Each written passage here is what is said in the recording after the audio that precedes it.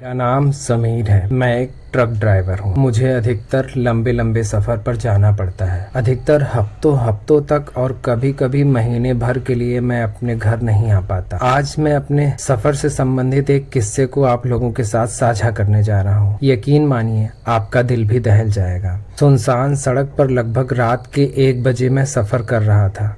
मेरे पीछे पीछे एक और ट्रक दूर से आ रही थी, जिसमें मेरे 2 मित्र सुनील और साहिल थे। साहिल भी ट्रक ड्राइवर था। मैं अपने ट्रक में अकेला ही था। ये हमारा रोज का काम था। हमें ज्यादातर रात का ही सफर तय करना पड़ता था, क्योंकि दिन में अधिकतर ट्रैफिक जाम और नो एंट्री लगी होती थी। चूंकि ठंड का मौसम था, इसलिए हमें मुश्किल हो रही थी। इस कड़कड़ाती ठंड में हम गुजरात से केरल जा रहे थे। हमारी ट्रकें भी ओवरलोडेड थीं। ठंड से बचने के लिए हम बीच बीच में रुक कर कुछ खा पी कर शरीर को गर्म कर लेते थे। उस रात में हम काफी समय से कोई ढाबा ढूंढ रहे थे, ताकि वहां खा पी कर थोड़ा आराम कर लें। मैं बहुत थका था और मेरी नींद के कारण आंखों में जलन भी हो रही थी। ऐसे में ड्राइव करना बहुत खतरनाक भी हो सकता था। बहुत भूख भी लगी थी, इसलिए ढाबे का बेसब्री से इंतजार था मुझे। मैं और मेरा दोस्त बस आगे बढ़ते ही जा रहे थे। करीब 70 किलोमीटर चलने के बाद मुझे एक ढाबा नजर आया। ढाबा देखते ही मैंने चैन की सांस ली और ट्रक को ढाबे के सामने लाकर रोक दिया। साहिल ने भी अपनी ट्रक मेरी ट्रक के पीछे लाकर खड़ी कर दी। हम तीनों ट्रक से नीचे उतरे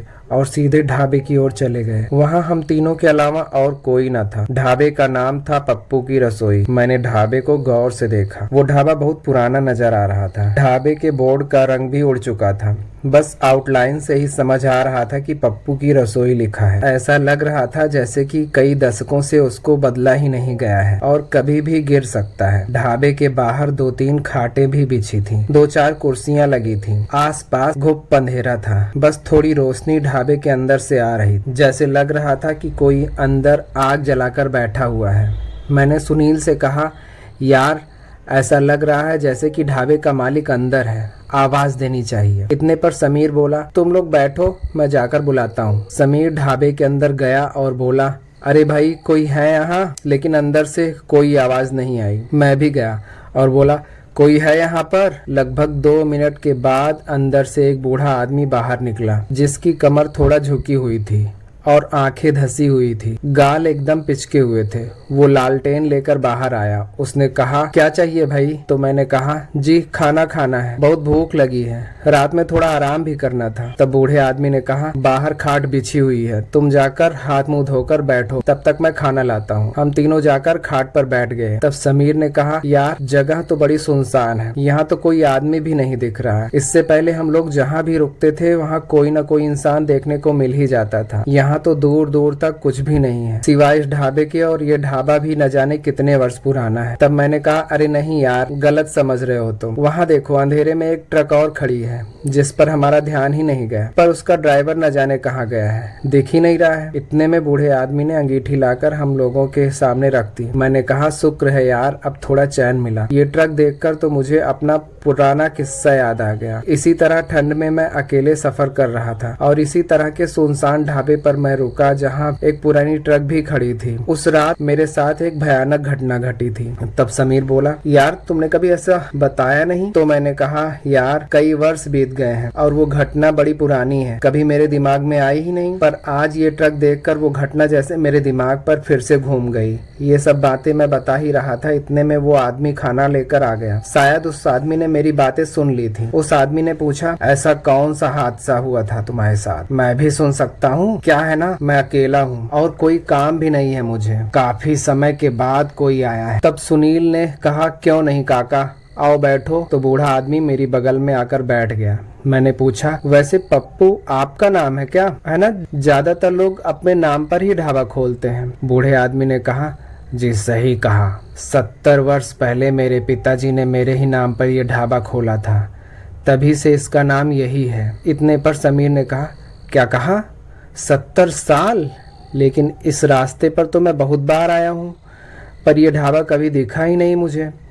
बूढ़े आदमी ने कहा, हो सकता है तुम्हें ध्यान न दिया हो, वैसे ये ढाबा तभी से यहीं पर है। मेरे पिताजी की जिंदगी इसी ढाबे पर काम करते करते ही बीती है। उनके बाद से मैंने ये ढाबा संभाला है। तुम लोग मुझे काका कह सकते हो। फिर हम खाना खाने लगे। खाना खाते हुए मैंने पूछा, अच्छा काका, ये ट्रक जो खड़ी है इसके ड्राइवर कहाँ हैं? तब काका ने कहा, अरे हो सकता है खाना खाकर कहीं चले गए हों। वैसे तुम किसी घटना के बारे में बता रहे थे, बताओ ना क्या हुआ था तुम्हारे साथ। अरे हाँ, मैं पिछले 25 वर्षों से ट्रक ड्राइवर का काम कर रहा हूँ। लंबे लंबे सफ़र तय करने पड़ते हैं मुझे। ज़्यादातर रात का ही सफ़र तय करता हूँ मैं। चलिए बताता हूँ कितनी अजीब बात हुई थी मेरे साथ। ये बात है सन 1995 की, जब मैं ट्रक में सामान लेकर असम जा रहा था। सर से पैर तक मैंने गर्म कपड़े पहन रखे थे। अब हुआ यूं कि मैं उस रात में लता जी के गाने सुनते सुनते सफ़र तय कर रहा था। ट्रक एक जंगल वाले रास्ते से होकर गुजर रही थी। रास्ते में एक पुल था जिस पर चलने के लिए मैंने जैसे ही ट्रक का गियर चेंज किया, ट्रक अपने आप ही रुक गई।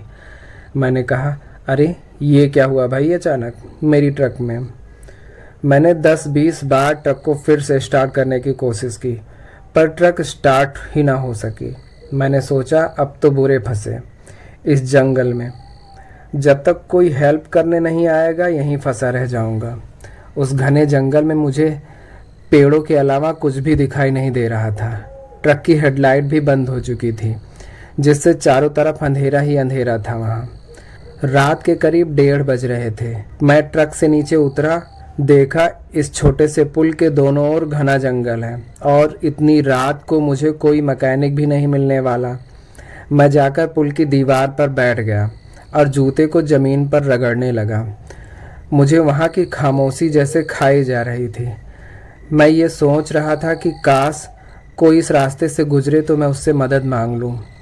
पर हाय मेरी किस्मत, सिवाय जंगली बिल्लियों और कुत्तों के रोने के अलावा मुझे वहाँ कुछ भी सुनाई नहीं दे रहा था। अंदर ही अंदर मुझे गुस्सा और डर भी लग रहा था। इन जंगली जानवरों को रोने चिल्लाने के लिए रात ही मिलती है क्या? मैंने अपनी पुरानी टार्च जलाकर वहीं पुल पर ही रख दी कि थोड़ी बहुत रोशनी हो जाए। अचानक मुझे पुल के नीचे से थोड़ी आहट सुनाई दी। मैंने झट से पुल के नीचे देखा, पर वहाँ कोई न था। मुझे लगा कोई जानवर होगा। फिर मैंने सोचा बाहर ऐसे बैठना ठीक नहीं, चल के ट्रक में ही बैठता हूँ। मैं पुल से उतरा ही था कि मेरे कानों में जैसे किसी के रोने की आवाज़ आई, जैसे कोई सिसकियाँ भर भर कर रो रहा था। मैंने सोचा इतने घने जंगल में इतनी रात गए भला कौन हो सकता है? मेरा वहम होगा। मैं जैसे ही ट्रक की ओर कदम बढ़ाया, पीछे से जैसे कोई दौड़ता हुआ मेरी तरफ लपका। मैंने झट से पीछे मुड़कर टार्च जलाई। पीछे कोई न था, पर वो आवाज़ और तेज हो गई, जैसे कोई किसी दर्द से कराह रहा हो। मैंने कहा, कौन है भाई, क्यों रो रहा है? पर कोई उत्तर नहीं मिला। ध्यान से आवाज़ को सुनने लगा मैं। आवाज़ जैसे पुल के नीचे से आ रही थी। मैंने फिर पुल के नीचे टार्च जलाई, पर यह क्या, वहाँ पर किसी औरत के लंगड़ाकर चलने की जैसी परछाई दिखाई दे रही थी। मैंने कहा, कौन है वहाँ पर? बताइए, शायद मैं आपकी मदद कर पाऊँ। पर कोई आवाज़ नहीं आई। मैं अपनी ट्रक की तरफ मुड़ा। अचानक मुझे लगा कि जैसे कोई मेरे पीछे खड़ा है। मैं फिर से पीछे मुड़ा। मुड़ते ही मेरा कलेजा जैसे मुंह को आ गया। मैंने देखा कि कोई औरत शादी के जोड़े पहने हुए मेरे पीछे खड़ी है। उसने नई नवेली दुल्हन की तरह लंबा सा घूंघट ओढ़ रखा है। मैंने हाँफते हुए पूछा, क्या हुआ है तुम्हें? कौन हो? यहाँ इतनी रात को क्या कर रही हो? उसने कहा, जी मुझे चोट लगी है, चलो किसी हॉस्पिटल में पहुँचा दो। मैंने कहा, अभी तो मेरी गाड़ी बंद पड़ी है, जब तक कोई हेल्प करने नहीं आएगा यहीं रुकना पड़ेगा। उसने कहा, जी मेरे कहने से एक बार और कोशिश कीजिए ना, क्या पता ट्रक चालू हो जाए। मैंने कहा, चलो ठीक है। मैं ट्रक में चढ़ा और चाबी घुमाई। ट्रक नहीं स्टार्ट हुआ। फिर मैंने कोशिश की, पर यह क्या, तीसरी बार में ट्रक एकदम से स्टार्ट हो गई। मैंने सोचा ये कैसा हो सकता है भला। थोड़ी देर पहले मैंने आधे घंटे तक कोशिश की थी, तब तो स्टार्ट नहीं हुई। फिर मैंने सोचा चलो हो सकता है गाड़ी गर्म हो गई हो, पर इतनी ठंडी में भी गाड़ी की हेडलाइट मैंने जलाई। अचानक मेरे होश ही उड़ गए। वो औरत गाड़ी के एकदम सामने ही खड़ी थी। उसके कपड़े जैसे कहीं फंस कर फट गए हों। उसके लंबे लंबे बाल उसके घुटने के नीचे तक थे। घूंघट के अंदर से बस उसकी लाल लाल बड़ी बड़ी आंखें ही दिखाई दे रही थीं। मैंने कहा, आप वहाँ क्यों खड़ी हैं, आइए चलते हैं। पर वो वहाँ से हिली तक नहीं। मैं गाड़ी को स्टार्ट ही रखकर नीचे उतरा कि उसको पकड़कर ट्रक पर चढ़ा दूं, पर नीचे जाकर तो मेरे होश ही उड़ गए। वो दिखाई ही नहीं दे रही थी। मैंने आसपास देखा, कोई नहीं था। फिर मैं ट्रक में चढ़कर अपनी सीट पर बैठ गया। अचानक मुझे लगा कि जैसे कोई मेरे बगल में आकर बैठा हो। मैंने बगल में देखा तो मेरे दिल की धड़कन इतनी तेजी से मुझे सुनाई देने लगी कि जैसे मुझे हार्ट अटैक ही ना आ जाए। इतनी ठंड में पसीने से एकदम भीग गया और गाड़ी का गियर छुड़ाकर गाड़ी को तेज़ रफ्तार में भगाया। लगभग 10-15 किलोमीटर चलने के बाद सामने से 2 रास्ते थे। मैंने ट्रक धीमी कर ली। अचानक वो औरत बोली, आगे से दाहिने ले लो। मैंने सोचा, एक तो ये नई नवेली दुल्हन, ऊपर से एक हाथ का घूंघट, और इस अंधेरी रात में ये मुझसे कह रही है आगे से दाएं जाना है, जैसे इसे रास्ते का चप्पा चप्पा पता हो। मैंने गाड़ी को दाहिनी तरफ मोड़ लिया। थोड़ी देर बाद मैंने पूछा, आप कितनी देर से वहाँ इंतज़ार कर रही हैं? उसने 1 मिनट तक कुछ नहीं बोला, फिर कहा 40 सालों से। ये सुनकर तो मेरे फिर से रोंगटे खड़े हो गए। फिर मैंने सोचा चलो मजाक कर रही होगी। फिर आगे जाने पर एक सुनसान सा ढाबा मिला। मैंने कहा, कुछ खाओगी? उसने कुछ नहीं बोला, पर घूंघट से जैसे हाँ का इशारा किया हो। मैं ट्रक ढाबे के पास रोका और ट्रक से नीचे उतर गया। मैंने कहा, नीचे उतरो। अचानक मैं देखता हूँ कि वह पहले ही उतरकर मेरे पीछे खड़ी है। मुझे लगा कि ये औरत मेरा हार्ट अटैक ही करवा कर मानेगी। यानी कि सभी चीज़ें हैरान कर देने वाली हो रही थीं। मैंने ढाबे की तरफ देखा तो वो ढाबा भी इसी ढाबे के जैसे सुनसान था। कोई भी नहीं था वहाँ पर। बस इसी तरह एक पुरानी ट्रक खड़ी थी और उसका मालिक न जाने कहाँ गया था, पता नहीं किसी को। मैं ढाबे के अंदर गया, वो औरत वहीं खड़ी रही। ढाबे के अंदर एक नौजवान लड़का सोया हुआ था। मैंने उसे जगाया और कहा, अरे भाई ज़रा उठो तो। मेरी आवाज़ सुनकर वो उठ गया। मैंने कहा, यार मुझे खाना खाना था, बड़ी ज़ोरों की भूख लगी है। तो उसने कहा, हाँ साहब, आप बाहर चारपाई पर बैठिए, मैं अभी लाता हूँ गर्मा गर्म खाना। मैं बाहर चला गया। मैंने देखा कि वो औरत चुपचाप खाट पर बैठी है। मैं भी जाकर उसके पास बैठ गया और बुझी हुई आग को फूंक मारकर जलाया और हाथ सेकने लगा। इतने में वो लड़का खाने की एक प्लेट लाकर मुझे दिया। मैंने कहा, अरे इनके लिए भी लाओ। उसने कहा, किसके लिए साहब? ये जो लड़की बैठी है मेरी बगल में। ये कहकर मैंने जैसे ही उसकी तरफ मुड़ा, मैं चौंक गया। वहाँ कोई न था।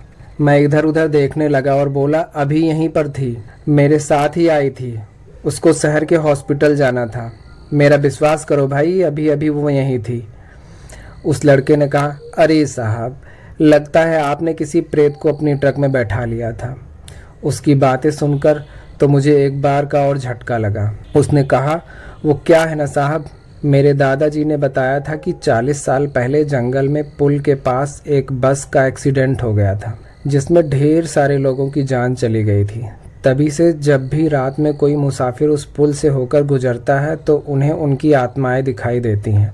मैं चौंक गया और डर के मारे मेरा खाना मेरे गले में ही अटक गया। वो दौड़कर पानी लाया और खांस खांस कर तो मेरी जान ही निकल जा रही थी। उसने आगे कहा, अरे आप अपने आप को तो खुशनसीब समझिए कि आप जिंदा हैं, वरना अब तक जिन लोगों ने भी वहां से किसी को अपनी गाड़ी पर बैठाया है, उनकी तो सही सलामत लाशें भी नहीं मिली हैं। लेकिन आप चिंता मत कीजिए, आप भोजन करिए और जितनी जल्दी हो सके निकल जाइए यहाँ से।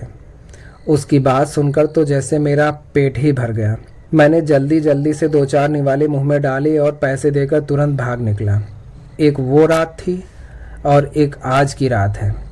तभी से रात में मुझसे जब भी किसी ने लिफ्ट मांगी है, मैंने ट्रक रोकी ही नहीं है। सुनील और साहिल मेरी कहानी सुनकर हैरान हो गए थे। मैंने काका की ओर देखा तो मुझे उनके चेहरे पर कोई भी भाव नजर नहीं आ रहा था। वे कुछ अजीब से लग रहे थे। पर सुनील ने कहा, यार तुम्हारी कहानी तो सच में डरावनी है। यदि तुम्हारी जगह मैं होता ना तो मैं जिंदा ही न बचता। मेरे तो हाथ पैर ही कांप रहे हैं ये सुनकर ही। हेलो दोस्तों, यदि आप लोगों को मेरी ये कहानी पसंद आई है तो इसे लाइक, शेयर और सब्सक्राइब करना ना भूलें। धन्यवाद।